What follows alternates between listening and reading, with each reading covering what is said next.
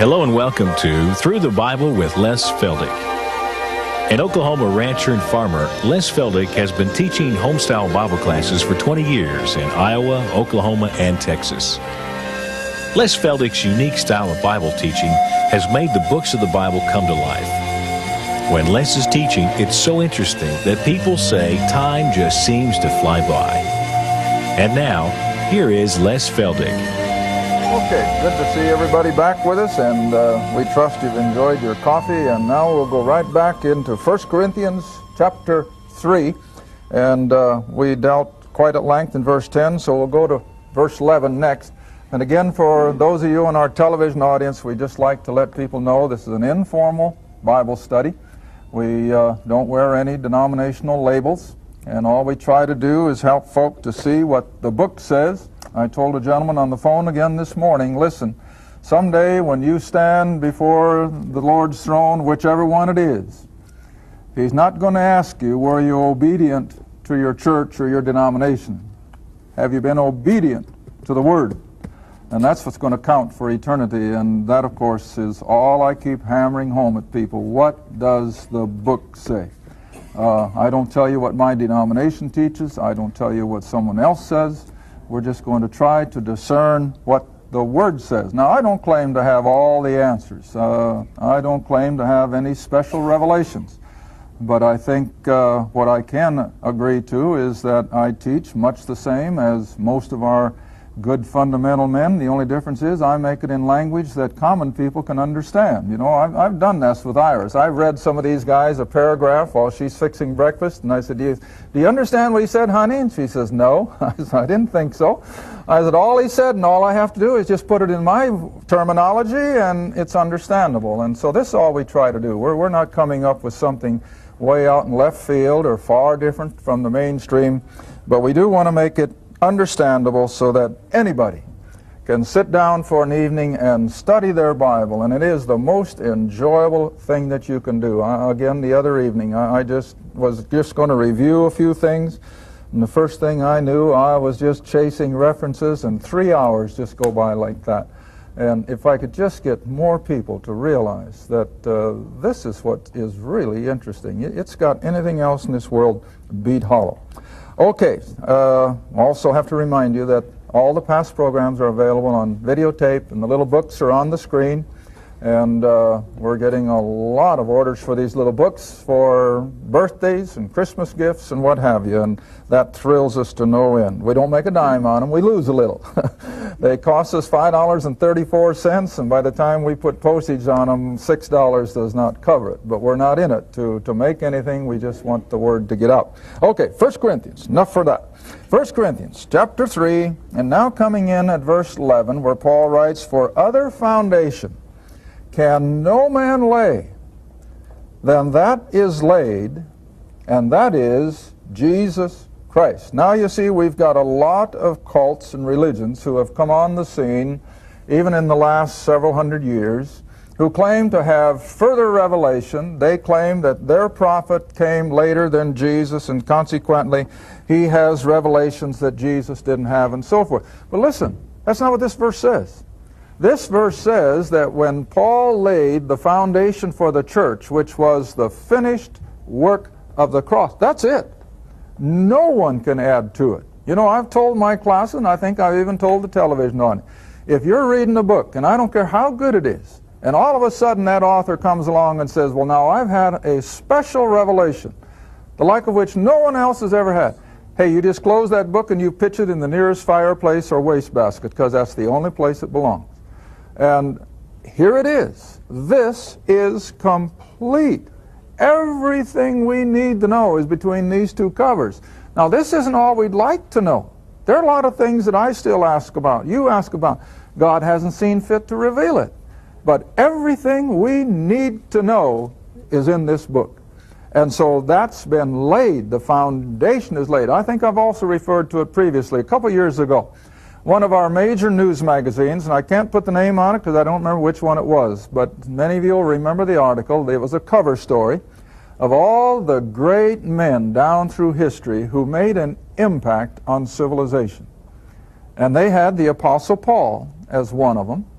because he was the founder of Christianity. And I just couldn't believe it. You know, as a rule, they say it was Jesus who was founder of Christianity. No, Jesus didn't found it. Paul did. And he founded it on Jesus Christ, of course. But see, Jesus never promoted the fact that he had died and shed his blood. He couldn't. It hadn't happened yet. And the 12 certainly didn't understand it because they had no idea he was going to die. In fact, the verse, we haven't looked at some of these things in a long time. Go back with me to Luke 18. Sometimes I have to use some of these older references that we haven't had in a long time to refresh our memories, and especially those that have just tuned in recently. And we know that every day we get new listeners. All right, Luke 18, verse 31. And if you think that Jesus and the 12 preached our gospel, you better think again. How could they? First place, he hadn't died. Second place, he certainly hadn't been raised from the dead. In the third place, it was still confined to Israel. All right, now look what he says in Luke 18, verse 31. Then he took unto him the 12, and he said unto them, Behold, we go up to Jerusalem, and all things that are written by the prophets concerning the Son of Man shall be accomplished. Now, of course, this was all back in prophecy. For he, speaking of himself, shall be delivered unto the Gentiles, shall be mocked and spitefully entreated and spitted on. They shall scourge him, put him to death, and the third day he shall rise again. He knew what was going to happen. He knew the end from the beginning. But look at the next verse. And they, the 12, and they understood none of these things. And this saying was hid from them, neither knew they the things which were spoken. Now, isn't it obvious? Because you see, at his crucifixion, did they just stand there blatant and say, hey, don't worry, he's going to be raised from the dead? No. What'd they do? Hey, they scattered like a bunch of quail. And so far as the 12 were concerned, oh, even Judas out. Now the 11. What did they think? It was all over. He didn't bring in the kingdom. He was going to die. He's dead. However, what point in time you want to put it. And as I've asked my classes in Oklahoma over and over, where were those 11 men and those other followers like Mary and so forth on resurrection morning? Well, they certainly weren't at the tomb waiting for him to come out, were they? No. They were bemoaning the fact that it was all over. Well, they didn't know. So how could they preach a gospel based on death, burial, and resurrection? Well, they couldn't, because it hadn't happened yet. But all right, now then, this apostle, as he defends himself over and over, this is all he knows, how that Christ died for the sins of the world, and that he rose from the dead victorious, and by his life and death we're justified from all things. All right, so that's the foundation of the Christian faith. It's the foundation for anyone who is going to go to an eternity in the presence of God. Anything short of the finished work of the cross, I'm afraid people are doomed to a lost eternity. And as I've told people over and over, I don't point the finger at anybody. I'll never look at someone and say, hey, you're lost. That's not my prerogative. I can't look on anyone's heart. But I can say, if Jesus Christ and his finished work isn't the foundation of your faith, boy, you're in pretty shaky ground. All right, now then let's go to verse 12.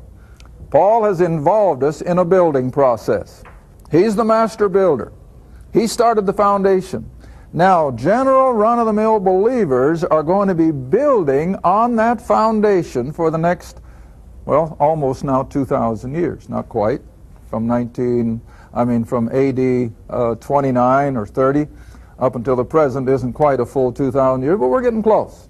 And all these believers down through these last centuries have been building on this foundation.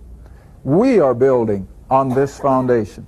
And we're adding to that building. Now, usually I like to refer to a wall. Maybe a wall of cement blocks or of brick or whatever. And we're involved in mixing the mortar and laying the brick and being meticulous on how we build, because after all, our section of the wall is going to be examined someday by those fiery eyes of the Lord Jesus. All right, now, as we embark on our Christian walk, God gives us 6 materials to build with. Isn't that amazing? He tells us what we can build with. We can use gold, silver, and precious stones, or we can use wood, hay, and stubble, or a combination of all six. And that's what we all are doing.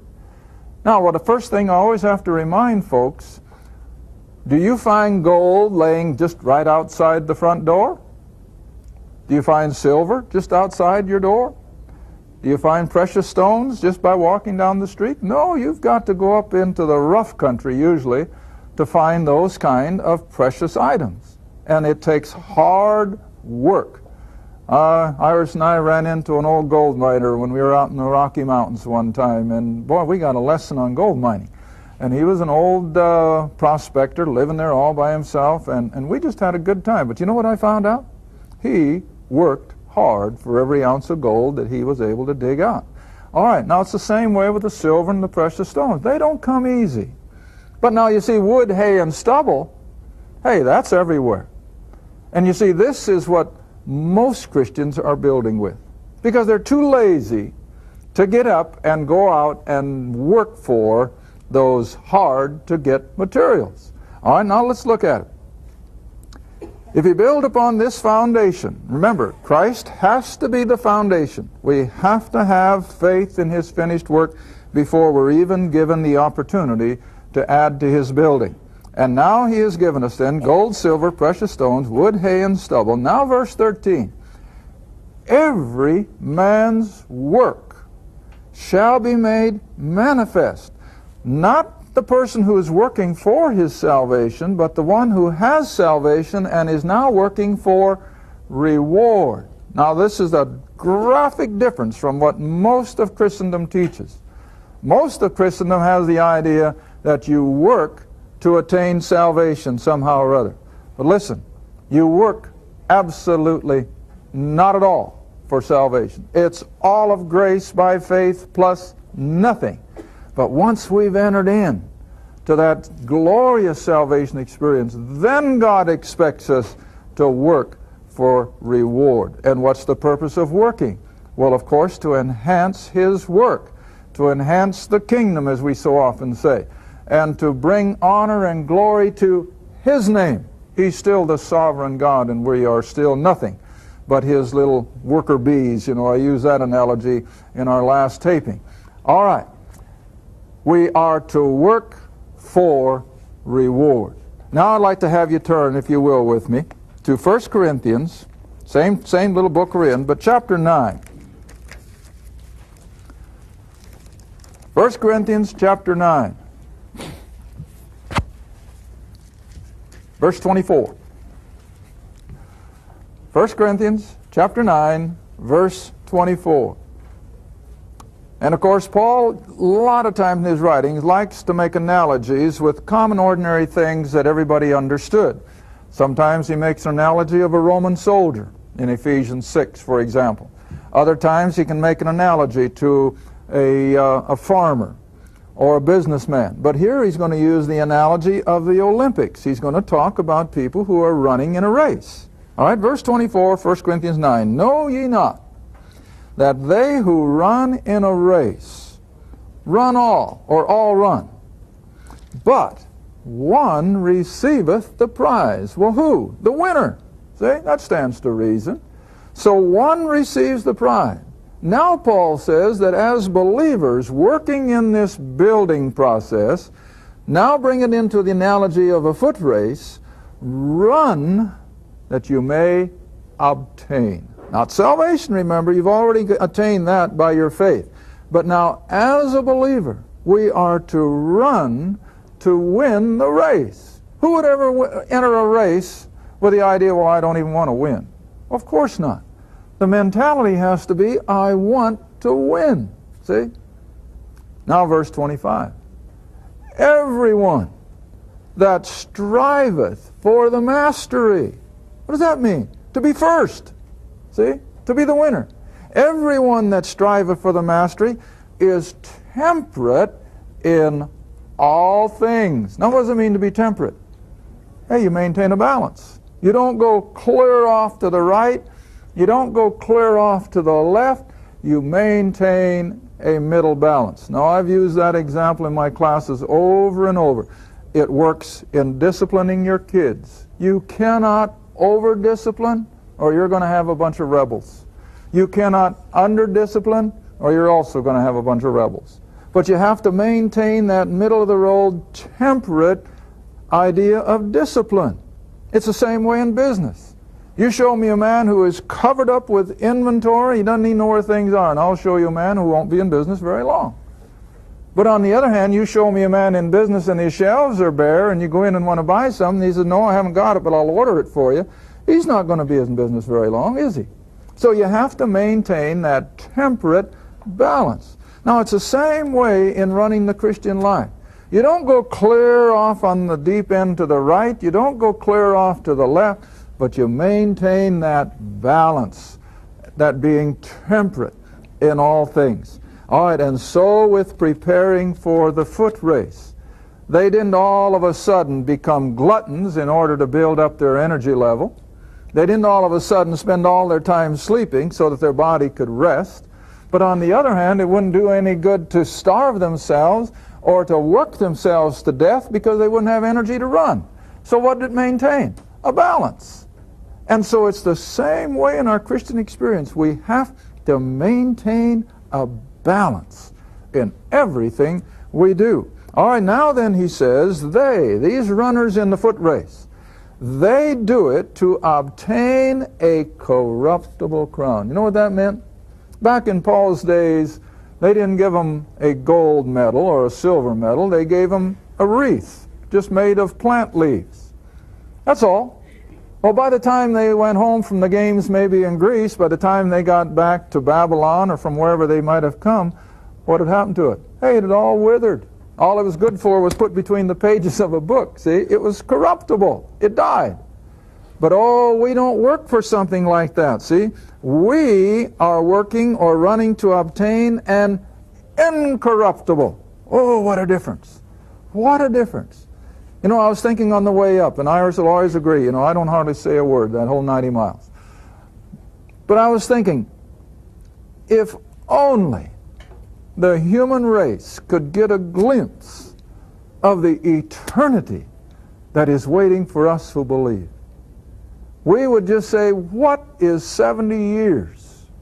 It's nothing in the light of eternity. It's nothing. And yet, you see, even believers are so tied to this world, they are so blind to the glory that's out there, that we get our priorities all mixed up. But Paul says, run to win the prize, not salvation, we've got that, but oh, that we might have the reward that's going to go with the salvation. Now remember, this was all the way through the Scriptures. Have I got time? Come all the way back with me to Genesis chapter 15. All the way back. Been a long time since we've been in Genesis. Genesis 15. Drop down to verse 8. And here God's dealing with Abraham. Genesis 15, 8. And God dealing with old Abram. And, or is it Abraham already? I guess it is.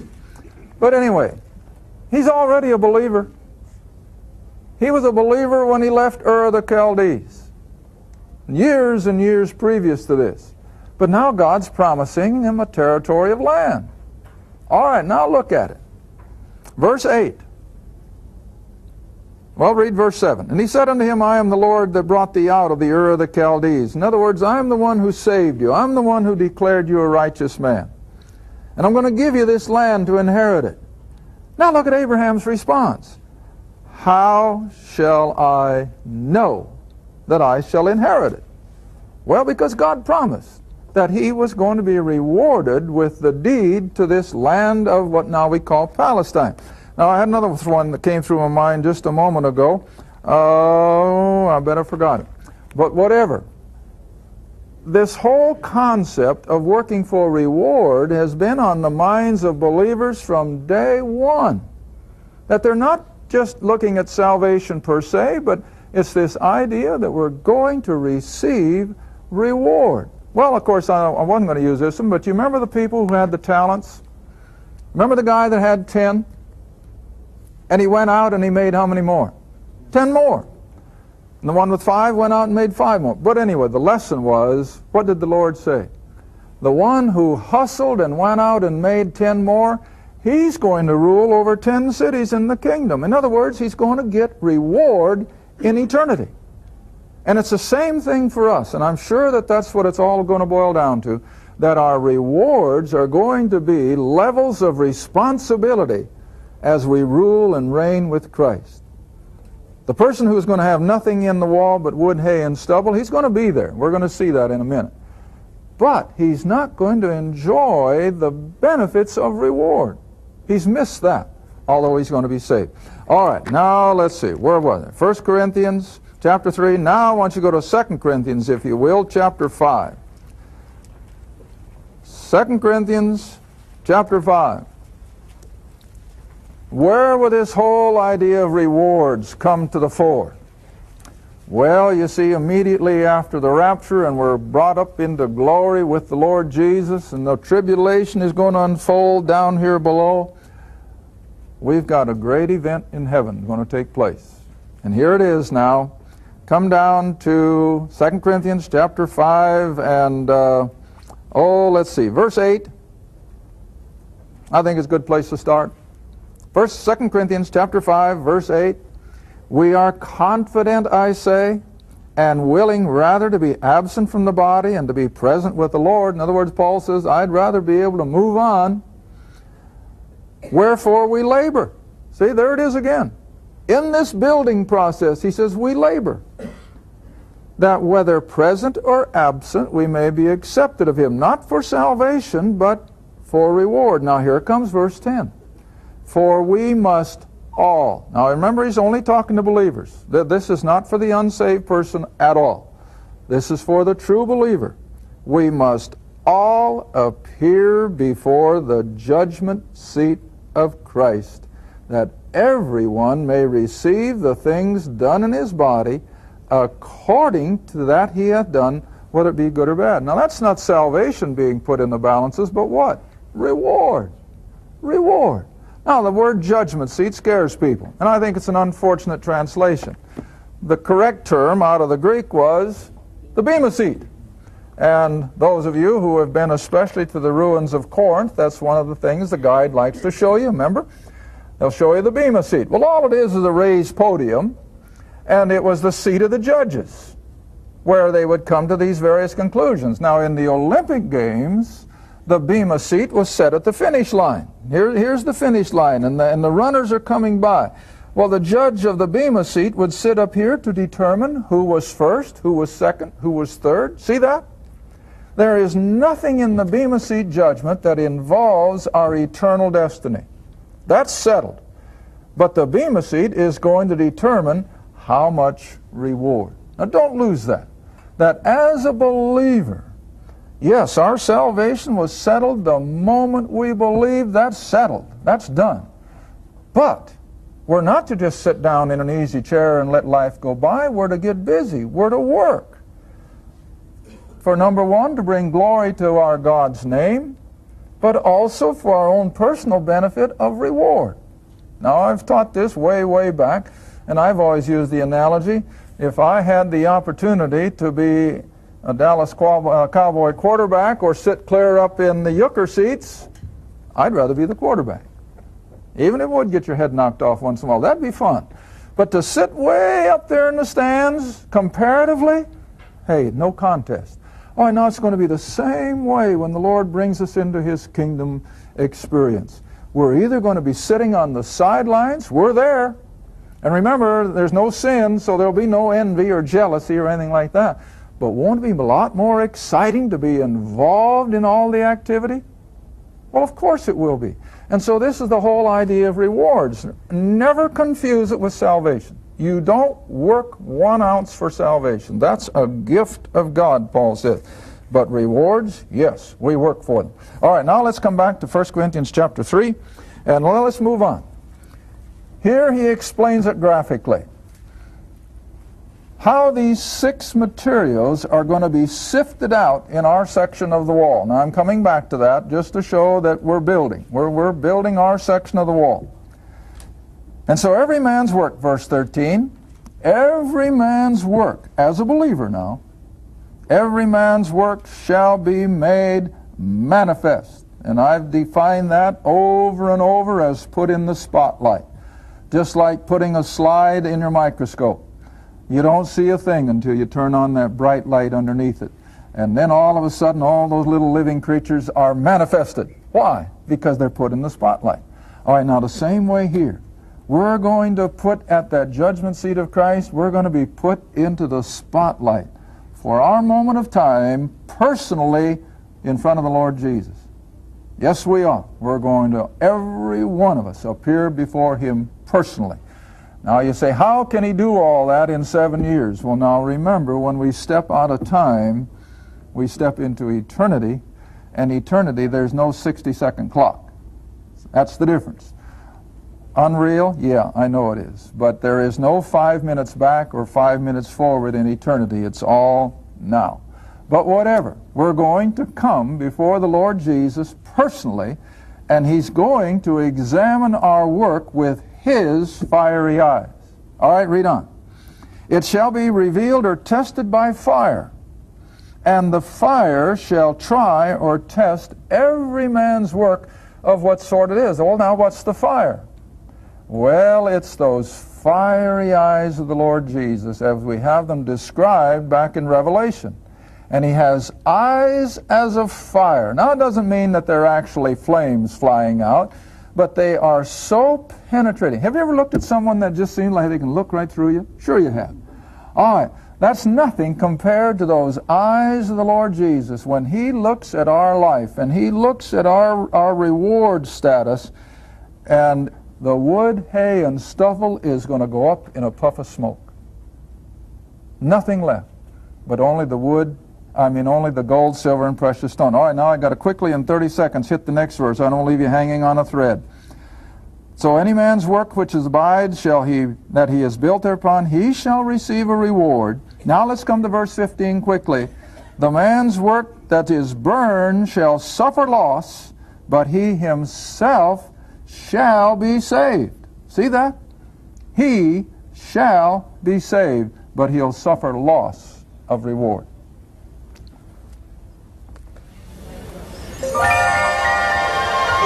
Thank you for watching Through the Bible with Les Feldick, a weekly Bible study. If you would like more information about the Les Feldick Ministries, a Bible study in your area, or about this program, write to Les Feldick Ministries, Route 1, Box 760, Kinta, Oklahoma, 74552. That's Route 1, Box 760, Kinta, Oklahoma, 74552. Through the Bible with Les Feldick is viewer supported, and your gift is appreciated. Thank you, and be sure to tune in next time.